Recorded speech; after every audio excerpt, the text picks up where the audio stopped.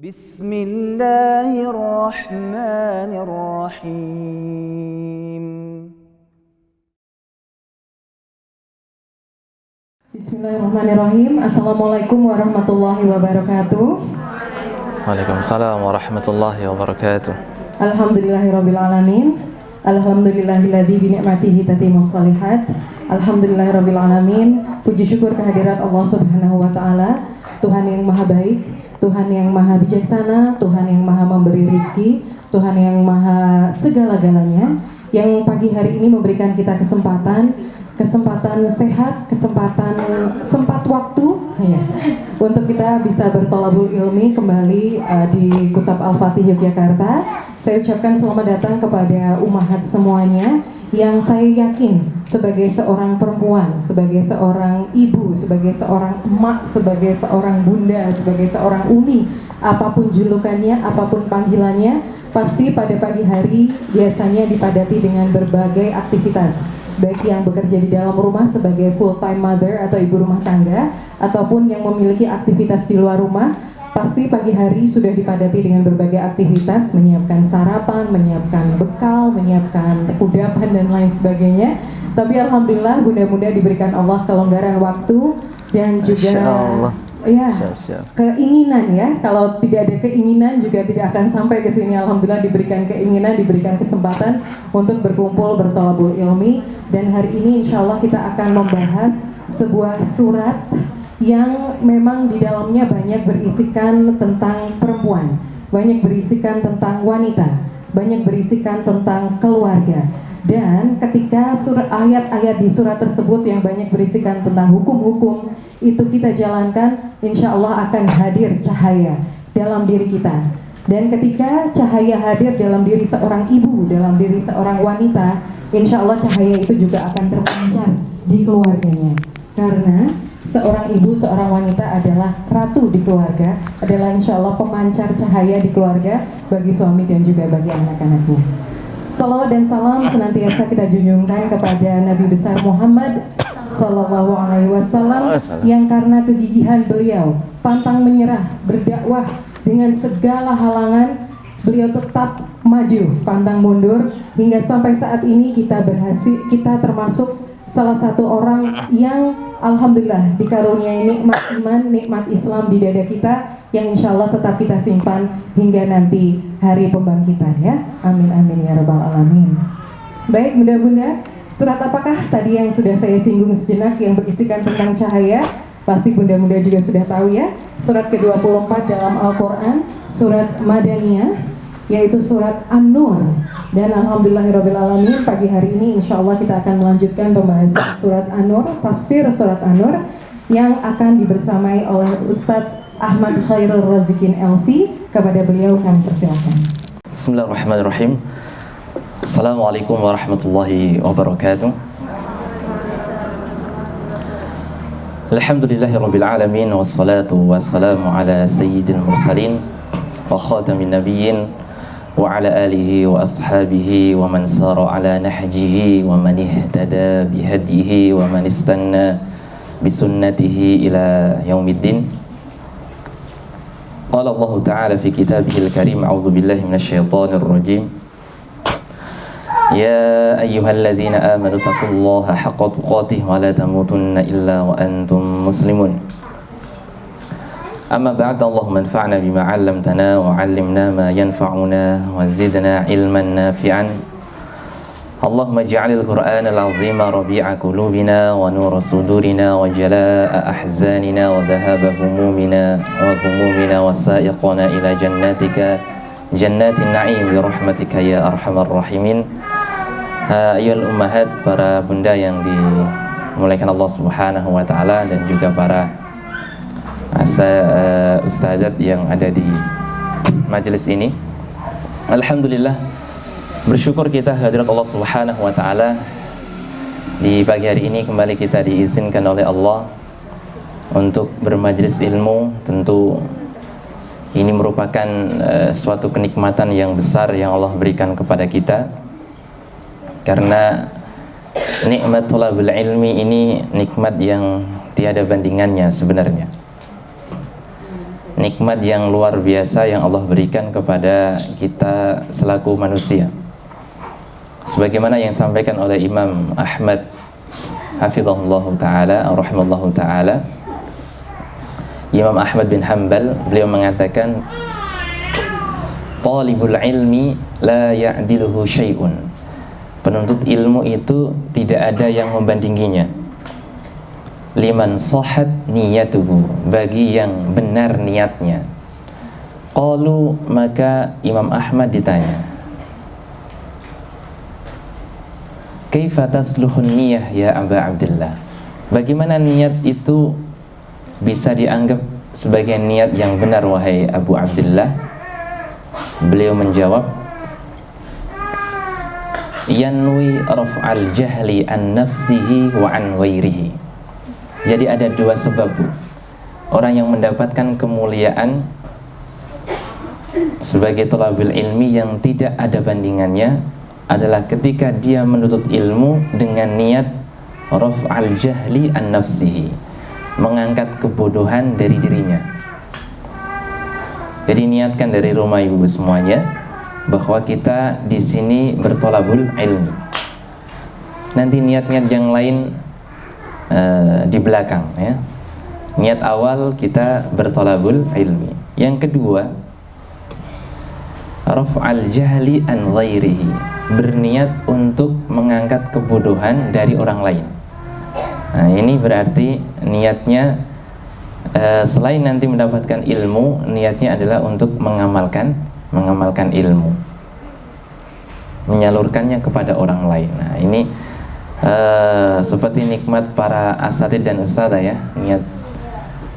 Nikmat seorang guru itu dia selain berthalabul ilmi, dia mengangkat kebodohan dari dirinya dan kepada mengangkat kebodohan dari orang lain. Maka kita bersyukur dengan sangat kepada Allah Subhanahu wa taala atas karunia nikmat Allah berikan kesempatan kita menjadi thalibul ilmi. Salawat ma'assalam semoga senantiasa tercurah limpah kepada Nabi kita Muhammad sallallahu alaihi wasallam, dan juga mudah-mudahan salawat salam tercurah kepada keluarga beliau, sahabat-sahabat beliau, dan orang-orang yang mau mengikuti jalan beliau. Dan kita bermohon kepada Allah Subhanahu wa taala mudah-mudahan kita sekeluarga Allah jadikan sebagai pengikut beliau sehingga berhak mendapatkan syafaatul udma dari beliau besok di yaumil qiyamah. Amin ya rabbal alamin. Para bunda yang dimuliakan Allah Subhanahu wa taala, kita lanjutkan setelah kita membahas tentang muqaddimah surah An-Nur ya. Di pertemuan yang pertama, insyaallah kita di hari ini masuk ke ayat yang pertama. Allah Subhanahu wa taala berfirman, a'udzubillahi minasyaitonir rajim. Suratun anzalnaha wa faradnaha wa anzalna fiha ayatin bayyinatin la'allakum tadhakkarun. Suratun anzalnaha. Ini surat dimulai dengan kalimat surah. Tidak ada satu surat pun ya di dalam Al-Quran yang dimulai dengan dibuka surah kecuali surah An-Nur.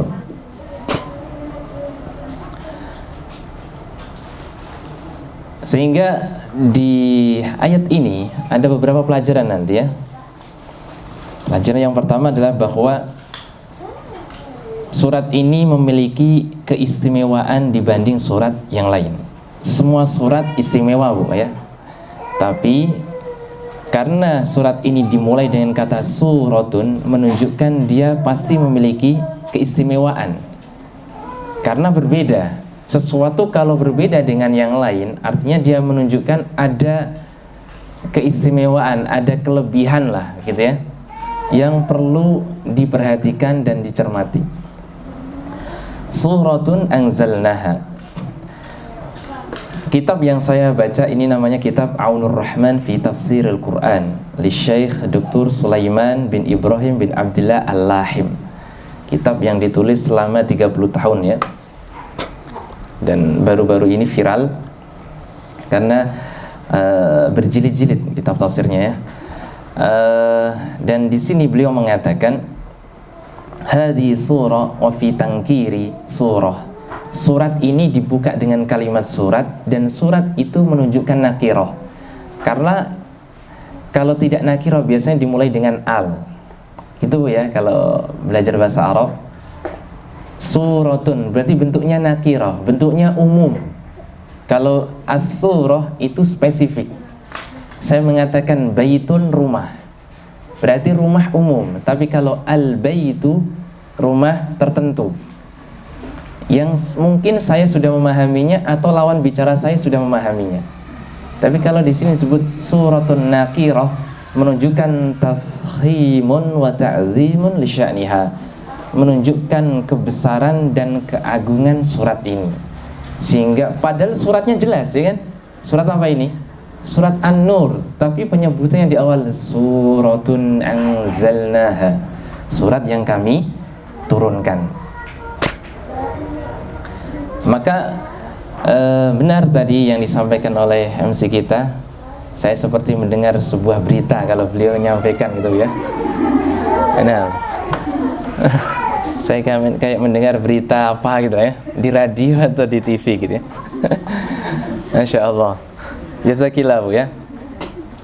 Surat yang luar biasa, sehingga Umar ibn Khattab di muqaddimah awal saya menyampaikan, beliau menulis surat kepada gubernur Kufah kan, hendaklah kalian mengajari wanita-wanita kalian surah An-Nur, karena memang ada kelebihan tersendiri, lebih-lebih buat para wanita atau ibu-ibu.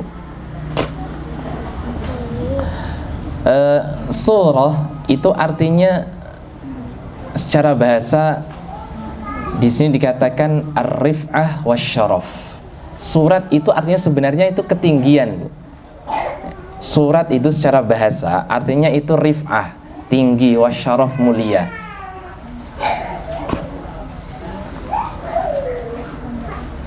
Makanya kalau orang itu memberikan surat kepada orang lain, ini sebenarnya dia itu memberikan sesuatu yang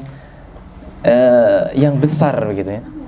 Seperti tadi Umar menulis surat kepada gubernur Kufah.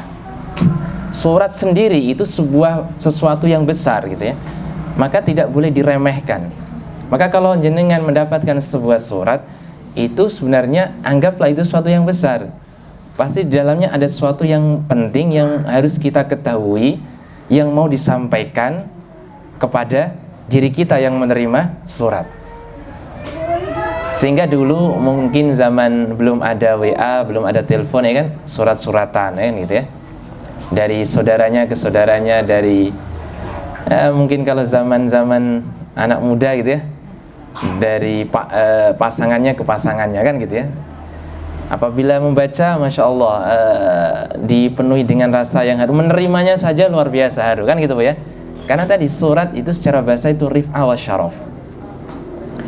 Sehingga di sini menunjukkan kemuliaan bagi kita dan bagi Nabi Muhammad dan bagi kita dengan diturunkannya surat atau surah. Salah satunya surah An-Nur. Berarti secara tersirat kita ini dimuliakan Allah Subhanahu wa taala dengan diturunkannya surah di dalam Al-Qur'an. Suratun anzalnaha, surat ini kata Allah, anzalnaha kami turunkan. Kami ini siapa Bu? Allah Subhanahu wa taala.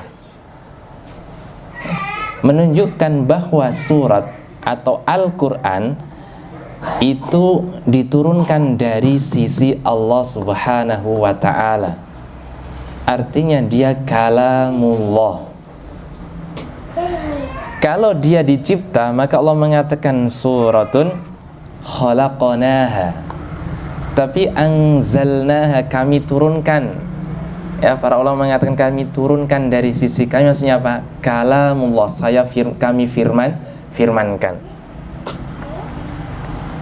Ini dalil yang telak untuk mendebat, menolak orang-orang Al-Mu'tazilah.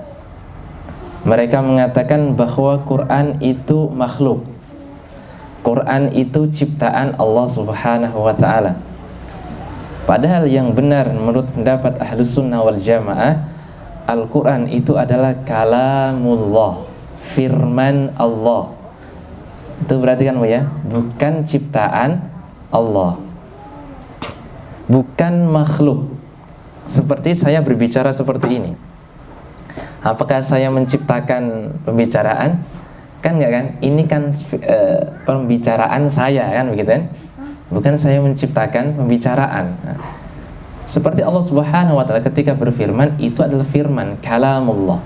Maka pengertian Al-Quran adalah kalamullah al-munazzal ala abdihi Muhammad sallallahu alaihi wasallam biwasilati Jibril. Jadi Quran itu adalah kalamnya Allah yang disampaikan kepada Nabi Muhammad sallallahu alaihi wasallam melalui perantara Jibril. Itu pengertian dari Al-Quran, bukan ciptaan Allah.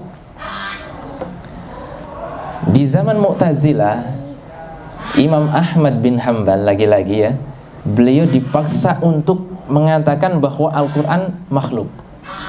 Beliau tidak mau sampai di penjara dan dicambuk berkali-kali ya. Itu Imam Ahmad bin Hanbal.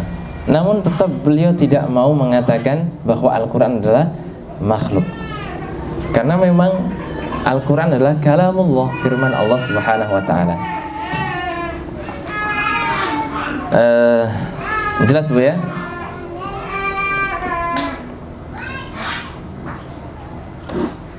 Beliau mengatakan, menegaskan apa yang saya sampaikan, al-inzal yakunu min uluwin ila asfal. Kalimat kata anzala, inzal, itu menunjukkan dari atas ke bawah Bu. Pelajarannya adalah bahwa Allah Subhanahu wa ta'ala itu memiliki ketinggian, sifat yang ulu, sifat yang tinggi. Karena kalau tidak ulu, maka tidak mungkin diturunkan, gitu ya. Tapi mungkin disampaikan. Nah, gitu ya. Tapi kalau di sini jelas anzalnaha, bahkan nanti diulang sekali lagi wa anzalna fiha. Kami turunkan. Artinya kalau turun itu dari bawah atau dari atas? Dari atas ke bawah.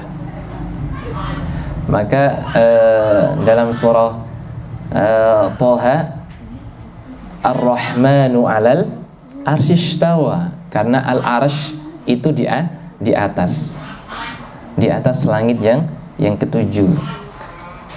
Maka memang dari atas ke bawah, begitu ya, bukan dari bawah ke atas atau dari tempat yang sama, tidak. Sehingga bunyinya anzalnaha. Kemudian wa faradnaha, dan kami faradha itu maknanya adalah aujaba, mewajibkan ya. Dalam qiraah yang lain faradna, ra-nya ditasydid ya. Dalam qiraahnya Ibnu Katsir dan qiraahnya Abu Amr itu wa faradnaha. Jadi kalau jenengan mendengar ada imam kemudian baca suratun anzalnaha wa farradna, berarti itu adalah qiraah yang lain. Kalau qiraah kita dari Imam Hafiz bacanya wa faradnaha ya. Ada qiraah yang lain farradna. Dan ketika dibaca dengan tasydid, maknanya lebih tinggi Bu. Karena kaidah ilmu Quran itu ziyadatul mabna tadullu ala ziyadatil makna. Itu kaidah ya. Bertambahnya susunan dalam sebuah kalimat ya, itu menunjukkan bertambahnya makna dalam kalimat tersebut. Kalau faradna itu artinya aujabna, bimana ijab, kami wajibkan. Tapi kalau faradna, al-ijabu wat takdiru wat ihkam, kami wajibkan, kami nyatakan, dan kami hadirkan di dalamnya itu hukum-hukum. Nah, seakan-akan begitu ya. Jadi lebih bertambahlah secara makna. Allah mengatakan surat ini kami turunkan dan kami wajibkan Maksudnya apa? Diwajibkan di dalamnya. Beliau mengatakan di tafsirnya, Dr. Sulaiman mengatakan aujabna ma fiha minal ahkam ijaban qat'iyyan wa qaddarna ma fiha minal hududi wal ahkami taqdiran muhkaman. Maksudnya adalah kami wajibkan di dalamnya hukum-hukum ijaban qat'iyyan yang pasti, ya, wa qaddarna ma fiha, dan kami nyatakan dan kami tetapkan pula di dalamnya had. Di dalam Al-Quran atau dalam syariat Islam ini ada hukum itu dibagi menjadi 3, Bu. Yang pertama hukum qisas, yang kedua hukum had, yang ketiga hukum ta'zir. Nanti kami jelaskan mungkin pas masuk ayat kedua mungkin ya. Itu dalam syariat Islam ya. Ada hukum namanya apa? Qisas, ada hukum had, dan ada hukum ta'zir. Mungkin singkat ya. Kalau qisas itu hukum balas. Ya, misal memotong tangan dipotong tangan. Membunuh dibunuh, ya. Nanti kalau mencuri dipotong tangan itu bukan qisas namanya. Nah, itu masuk kedua namanya apa? Had. Ya. Gitu Bu ya. Tapi kalau dalam syariat Islam yang pertama qisas, nanti kami jelaskan lah ya insyaallah di pertemuan setelahnya. Kalau ta'zir itu hukum yang tidak ada dalam nas, baik Quran maupun hadis. Ta'zir itu hukuman yang diberikan oleh hakim. Misal pengedar narkoba, di Quran atau di hadis ada Bu? La, maafi, tidak ada ya. Maka dikembalikan kepada qadhi atau hakim. Hakim menerangkan hukum pengedar narkoba sekian gram, maka hukumannya mati. Nah, itu diperbolehkan karena berdasarkan ijtihad seorang hakim. Itu namanya hukum ta'zir.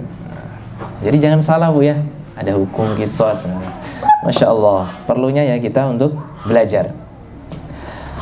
Dari kata faradnaha, di sini menunjukkan jamaah sekalian yang dimuliakan Allah Subhanahu wa taala, pentingnya kita untuk berhukum kepada hukum Allah.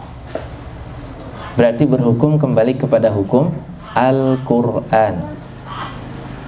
Sampai Allah mengatakan wa farradnaha, dan kami wajibkan di dalamnya surat ini itu. Artinya kita wajib untuk berhukum sesuai dengan hukum Allah Subhanahu wa taala.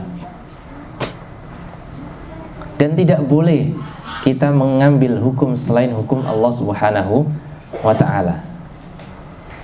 Dan lagi-lagi Bu, di MC tadi menegaskan kembali di mukaddimah kita bahwa surat ini itu madaniyah. Artinya memang surat yang sudah berisikan tentang hukum-hukum. Adapun di fase makiyah, fase tentang akidah. Artinya hal yang sudah kita lalui di fase makiyah itu harus jenengan kejar dulu.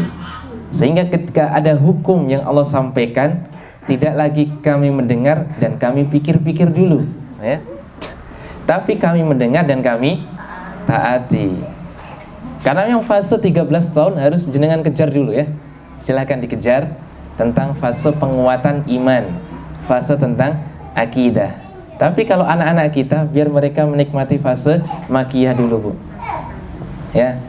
Kalau jenengan, mohon maaf karena sudah berumur ya, maka harus ngejar gitu lah ya. Ngejar tentang penguatan akidah, ngejar tentang penguatan iman. Karena nanti di An-Nur ayat ke 45 kalau tidak salah,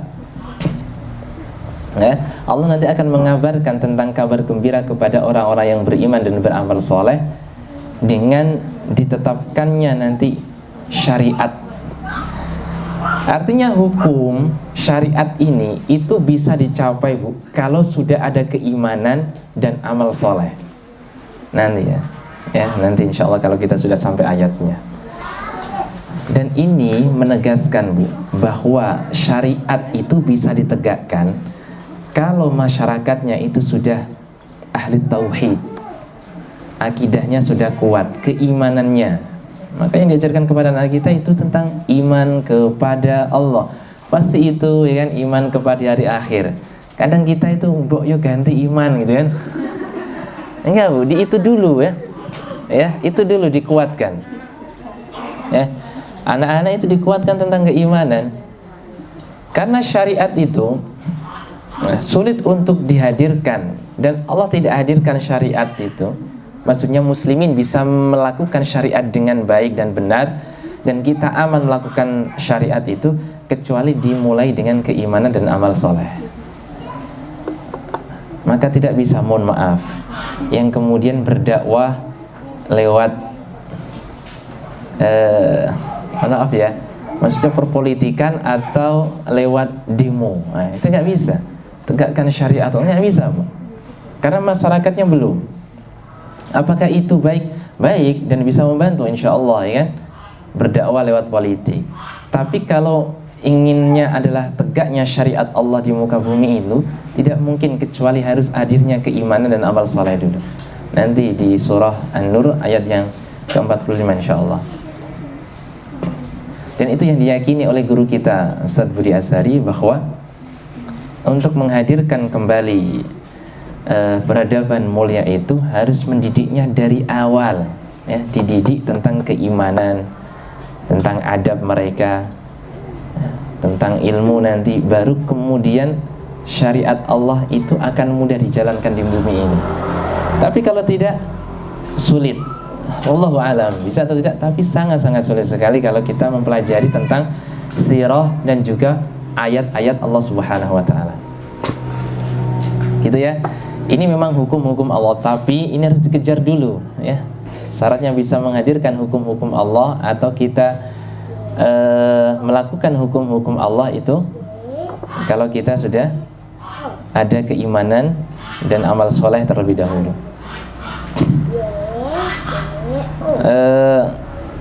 Dari sini sebenarnya nanti banyak pelajaran ya, banyak pelajaran. Terus bagaimana kalau orang yang tidak berhukum dengan hukum Allah?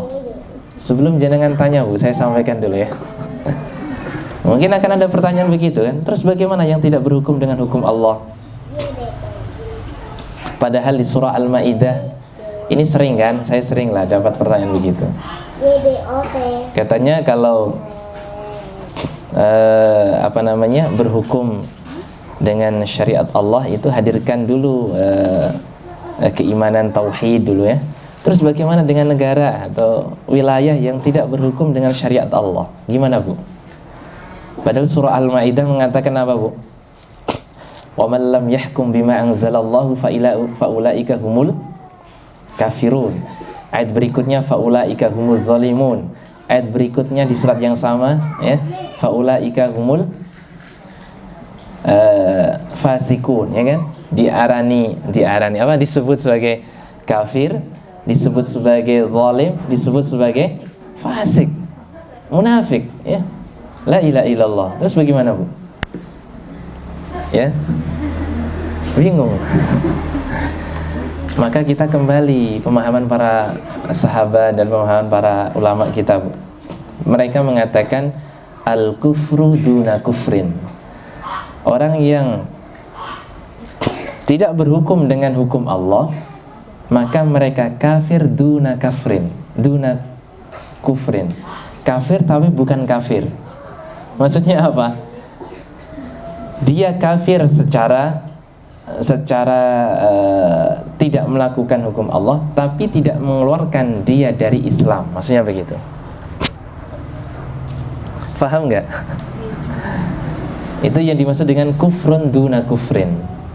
Dia tidak boleh disebut sebagai seorang kafir, tapi dia disebut sebagai orang yang tidak menjalankan hukum Allah. Sehingga tidak boleh dia itu dihukum mati, atau tidak boleh dia itu dikudeta. Nah, itu nggak boleh ya. Gitu. Itu kalau kita pakai hukum syariat ya. Kalau pakai hukum manusia ya saya berlepas diri gitu kan. Kalau hukum syariat, mohon maaf, misal ada ini Ini kan negara kita ya, negara Indonesia ini hukumnya apa? Hukumnya kan Pancasila, betul ya? Bukan hukum syariat Islam. Boleh nggak disebut dengan pemerintahan yang togut, pemerintahan yang kafir? Tidak boleh ya. Kenapa? Karena tidak memerintahkan kepada kekafiran, begitu. Karena pemimpinnya adalah orang yang mengatakan asyhadu an la ilaha illallah, meskipun dia tidak berhukum dengan hukum Islam, maka tidak boleh dikatakan sebagai negara yang kafir atau negara yang harus dikudeta. Nah, itu jelas Bu ya. Itu kalau pemahaman Ahlus Sunnah wal Jamaah.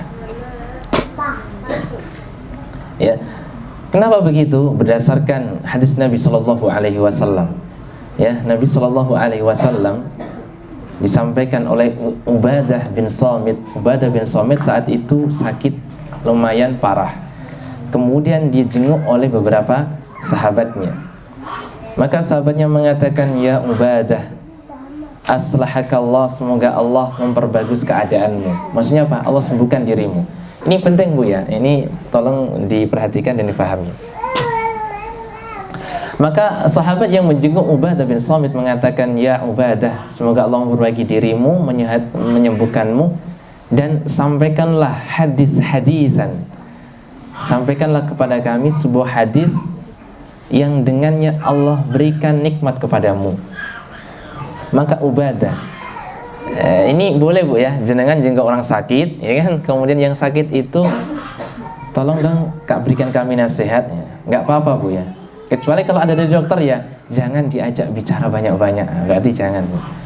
Ya wis loro isi dikon kayak nasihat, ya. Yang mikir hadis lagi, kan dia harus ingat-ingat kan gitu. Ya. Ini bukan kurangnya ajarnya sahabat ya, ini mengambil faedah ya. Sahabat yang lain mengambil faedah dari sahabat Ubadah bin Samit. Maka Ubadah bin Samit mengatakan, da'ana Nabi sallallahu alaihi wasallam. Dahulu Nabi pernah memanggil kami. Fabaya'nahu, maka kemudian kami berbaiat kepada beliau. Beliau membaiat kami. Faqala fima akhadha alaina, di antara isi baiat yang beliau sampaikan kepada kami, beliau mengatakan, an bay'ana ala sam'i wa ta'ah. Hendaklah kalian, kata Nabi, harus sami'na wa ata'na kepada pemimpin. Maksudnya adalah kepada Nabi dan pada pemimpin ulil amri. Fi mansyatina, di waktu semangat kalian, wa makrahina, di waktu kecewa kalian, ya. Wa usrina, di waktu sempit kalian, wa yusrina, di waktu sempat kalian. Artinya harus tetap berbaiat sumpah setia gitu ya. Baik semangat atau kecewa, sempit maupun sempat, atau sempat maupun sempit ya. Wa atharatin alaina, atau kesewenang-wenangan pemimpin. Meskipun pemimpin itu sewenang-wenang, selama dia tidak menyuruh kekafiran, maka harus tetap sam'an wa ta'atan, mendengar dan mentaati. Illa, kecuali kalian tarau kufran bawahan indakum, kecuali kalian melihat kekafiran yang nyata yang dilakukan oleh seorang pemimpin, bahkan mereka menyuruhnya. Minallahi fihi burhanun, dan kalian bukannya sekedar klaim, tapi ada bukti yang nyata di dalam nas. Nah, itu baru boleh memboikot atau mengkudeta atau melengsarkan, Bu. Gitu ya. Nah, ini pemahaman Ahlus Sunnah wal Jamaah. Selama tidak itu tidak boleh. Bahkan para ulama fikih itu menambahi 3 syarat berikutnya, Bu. Satu ya, memang jelas ada bukti kekafiran. Bukti kekafiran itu dia memang menyatakan bahwa dirinya, misal gini ya, misal zina, karena nanti ada kaitannya dengan zina ya. Misal zina, itu haram tidak Bu? Haram jelas, bahkan hukumannya rajam atau dicambuk 100 kali dan diasingkan selama 1 tahun. Itu jelas haram. Kemudian dia mengatakan bahwa zina itu tidak haram. Atau mungkin dia mengatakan riba haram tidak? Riba loh ya, saya tidak mengatakan lembaga atau apa loh ya, riba. Ya, nanti kalau lembaga nanti ada ulama yang khilaf ya. Riba haram tidak? Haram. Kemudian beliau mengatakan riba tidak haram. Menyembah patung tidak haram misalnya. Maka ini jelas dia terlihat kekafirannya. Beda kalau dia melakukan riba tapi bisa lebih jahil karena sebab kejahilannya, maka dia tidak disebut sebagai seorang yang pelaku haram. Gitu maksud saya, paham? Ya. Dia melakukan kafir tapi dia karena sebab jahilannya dia disebut tidak orang kafir. Gitu ya. Pahami? Maka syarat untuk bisa mengkudeta. Ini kok ngajari kudeta ya? Enggak, ini supaya paham gitu loh ya. Tidak sedikit-sedikit kudeta, sedikit-sedikit lengserkan, enggak. Mudah-mudahan tidak dipotong kan, pahami. Maksud saya itu semuanya tidak sedikit-sedikit kudeta. Satu ya, jelas dia melakukan kafiran dan dia menyatakan dirinya dalam hal itu. Yang kedua, telah sampai kepadanya hujjah. Hujjah telah sampai, telah tegak kepada dirinya. Misal ya, ada seorang pemimpin, dia melakukan kekafiran. Kemudian seorang khatib atau seorang ulama menyampaikan khutbahnya bil lughatil arabiyyah, dia menyampaikan dengan lugah Arabiyah bahwa ini tidak boleh, ini haram, ini termasuk perbuatan kafir. Tapi menyampaikannya dengan bahasa Arab sampai kepada dia tidak, Bu. Ini diperdengarkan misal videonya, sampai nggak kepada dia? Hah? Loh, sampai tidak? Dia yang mendengar loh, sampai kan? Tapi dengan bahasa Arab itu disebut dengan belum tegaknya hujjah, tapi sampainya hujjah. Faham? Nah, itu harus diperinci. Tapi kalau dia nyampaikan dengan bahasa Indonesia dan dia pemimpin orang yang paham bahasa Indonesia, maka ini disebut dengan tegaknya hujjah. Begitu, Bu ya. Antum kalau ngasih tahu orang jangan nyindir-nyindir, belum tentu itu tegak hujjah. Memang hujjahnya sampai, tapi kalau cuma sindiran belum tentu itu tegak ya. Nah, ini pahami sampai hujjah dengan tegaknya hujjah ya. Tadi saya nyampaikan apa ya kok sampai itu? Oh ya, syarat mengkudeta. Dua, yang ketiga, dia mampu untuk melakukan. Kalau dia sudah lihat kekafiran jelas, hujjah telah tegak, dia tidak mampu, maka jangan, Bu. Kok tidak mampu jangan. Kenapa? Karena dia mengatakan idza ra'a minkum munkaran. Kalau kalian melihat kemungkaran, rubahlah dengan lisannya, dengan tangannya dan dengan hatinya. Itu maksudnya apa? Kalau dia mampu dengan lisan ya. Kalau dia mampu dengan perbuatan Nah, ini kalau dia mampu untuk melakukan itu, lakukan. Kalau tidak mampu, jangan.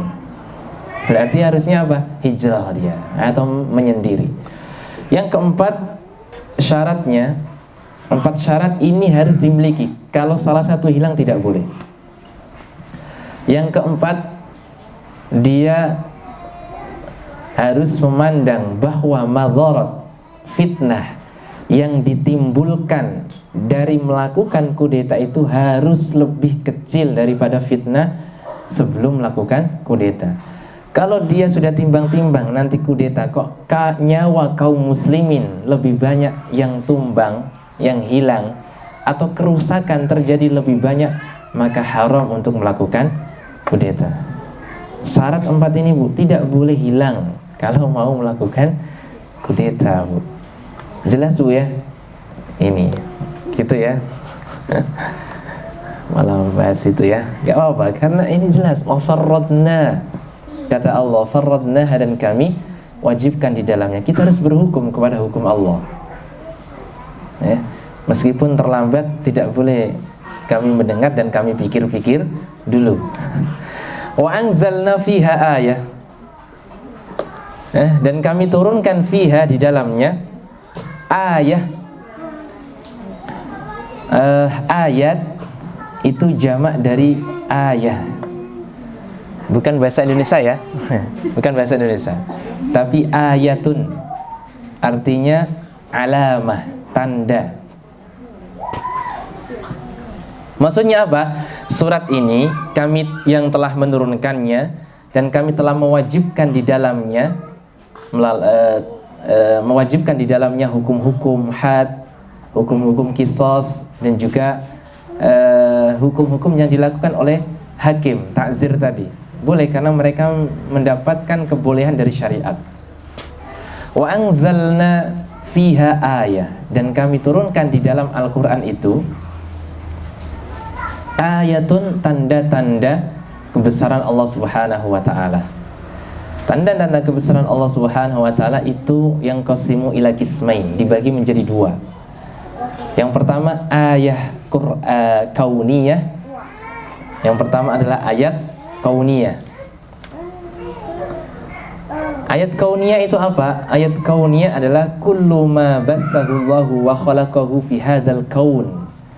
Seluruh yang Allah ciptakan di muka atau di alam semesta ini namanya ayat kauniyah, Bu. Tanda-tanda kebesaran Allah. Maka seharusnya jamaah sekalian, kalau jenengan melihat pohon, melihat gunung, melihat langit, melihat apapun yang ada di muka bumi ini, itu adalah tanda-tanda kebesaran Allah yang harus hadir dari diri kita semuanya, pengagungan kepada Allah dan syukur. Karena ini semuanya tanda-tanda Allah, ayat Allah. Dan di banyak ayat disampaikan wa min ayatihil lailu wan naharu wasyamsu wal qamar, dan di antara tanda-tanda Allah adalah malam, siang, ya, matahari, bulan, ya. La tasjudu lisyamsi wala lil qamar, maka jangan kalian sujud kepada matahari dan rembulan. Wasjudu lillah, maka sujudlah kalian kepada Allah. Itu disebut dengan wa min ayatihi, ya. Atau di antara atau di ayat yang lain wa ayatul lahumul lail, dan ayat-ayat kami bagi mereka, ya, al-lail, yaitu malam. Nah, maka ayat Allah yang pertama adalah ayat kauniyah, ayat alam semesta. Makanya di putra-putri kita semuanya, Bu, ya, diajari tentang modul alam dan nanti modul manusia. Ibu-ibu sudah paham nggak maksud itu? Kalau jenengan buka di awal, ya, muqaddimah itu akan ditunjukkan kenapa penting membahas tentang alam dan manusia, ya. Karena kita ingin mengajari anak-anak kita untuk mentakzimkan Allah dan bersyukur kepada Allah atas ayat-ayatnya yang berupa alam dan manusia itu. Itulah, Bu, ya. Maka diajari itu. Sehingga berinteraksi ke alam itu seperti apa, berinteraksi dengan manusia itu seperti apa. Itu ayat yang pertama. Ayat yang kedua adalah al-ayat asy-syar'iyyah atau ayat Qur'aniyah. Ya. Yang pertama adalah ayat kauniyah, yang kedua ayat syar'iyyah. Apa itu ayat syar'iyyah? Ayat syar'iyyah adalah al-ayat asy-syar'iyyah al-munazzalah min indillah, yaitu surat atau ayat yang Allah turunkan dari sisinya kepada Nabi Muhammad SAW. Dan itu ada dua. Yang pertama adalah Al-Quran, yang kedua Al-Hadis. Ya, Al-Hadis. Bukan hanya hadis qudsi, tapi Al-Hadis. Loh, kok bisa begitu? Ya, dalilnya mana? Wa ma yantiqu 'anil hawa in huwa illa wahyu yuha. Surah Thaha. Dan tidaklah apa yang diucapkan Muhammad itu minal hawa, 'anil hawa, dari hawa nafsunya.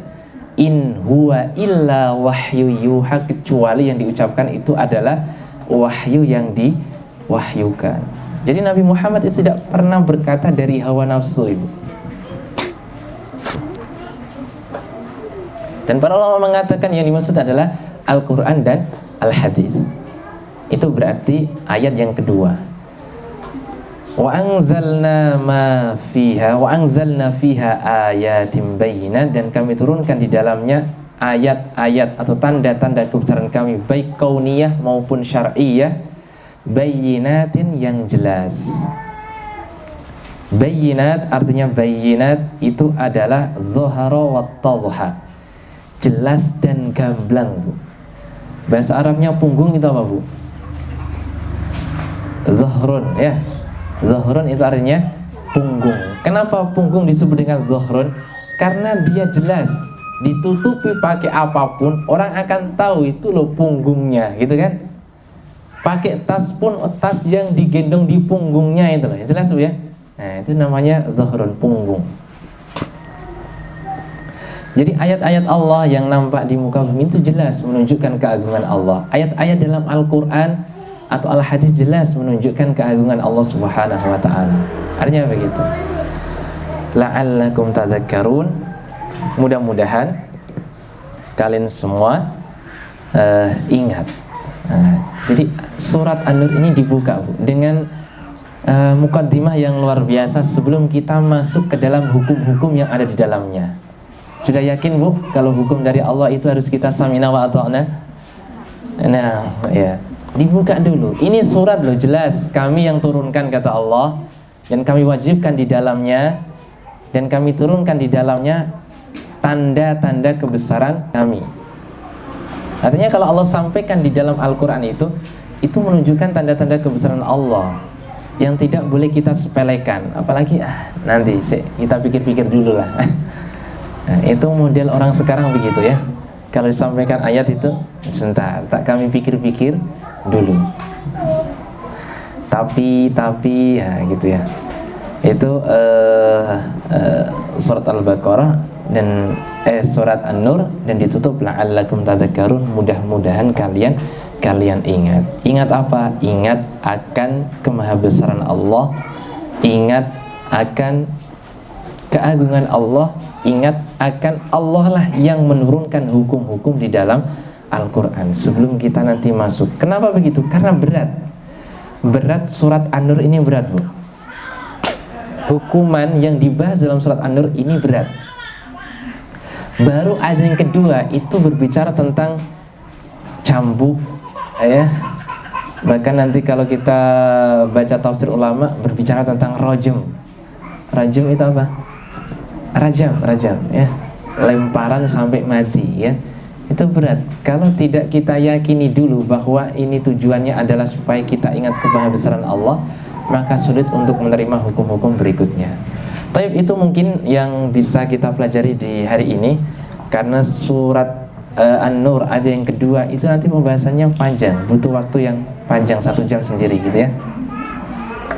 Maka kita cukupkan sampai di sini. Kita buka pertanyaan atau diskusi 1/4 jam berikutnya. Saya akhiri. Assalamualaikum warahmatullahi wabarakatuh. Waalaikumsalam warahmatullahi wabarakatuh. Jazakallahu khairan Ustaz Ahmad Khairul Razikin atas pemaparannya surat An-Nur ayat pertama. Masya Allah, kalau kita bicara tentang tafsir 1 jam itu baru 1 ayat. Nanti insya Allah akan panjang pembahasan kita. Semoga bunda-bunda Ummahat KAF Jogja setia bersama kajian kebundaan, ya. Semoga kita bisa membahasnya sampai paripurna nanti, insya Allah. Baik, sekarang saya berikan kesempatan untuk bunda-bunda yang ingin mengajukan pertanyaan. Tadi suratnya yang sudah, kertasnya yang sudah diedarkan bisa disampaikan ke depan. Nanti insya Allah saya bacakan untuk pertanyaannya. Silahkan. Bismillahirrahmanirrahim. Izin bertanya, Ustaz. Jadi kan tadi sempat disampaikan, ya, tentang yang diajarkan itu iman, ilmu, amal dulu, seperti, ya, Ustaz. Nah, sekalian nyambung sama yang dipelajari anak-anak itu kan kitab 1 sama 2 itu kan tentang modul alam, ya. Nah, modul alam, terus baru manusia, seperti itu. Nah, ini bagi kita orang tua, jika kita mau membenahi, kan kalau anak-anak kan ada kurikulum dari kitab, seperti itu. Nah, bagi kami orang tua itu bagaimana mengejar ketertinggalan kita, Ustaz? Khususnya saya mengejar ketertinggalan saya terkait iman, ilmu, sama amal terikat. Jadi biar bisa mengiringi anak-anak juga dalam belajar, dan kita juga sambil membenahi diri seperti itu Kak. Itu dari mana? Begitu Ustaz. Iya. Terima kasih. Masya Allah. Jazakillah khairan. Bunda yang tadi telah bertanya, yang namanya ketinggalan itu untuk sampai kepada hal yang meninggalkan kita, caranya kira-kira bagaimana Bu? Misal kita berjalan gitu kan, kemudian ada teman kita yang sudah sampai perempatan mana itu rumah sakit, kita masih di sini.